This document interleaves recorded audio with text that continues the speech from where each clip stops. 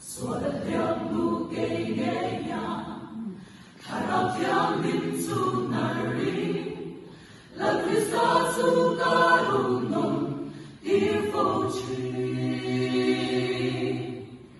O katak lo sia shaim, amelin muti lechi, amalay o kalo shetar lechi.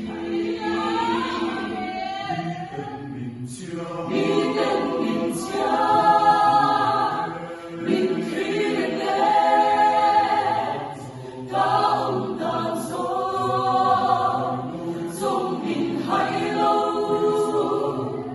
Kristan mo, le zhen jing cha ge ma ya, mu an sa chi.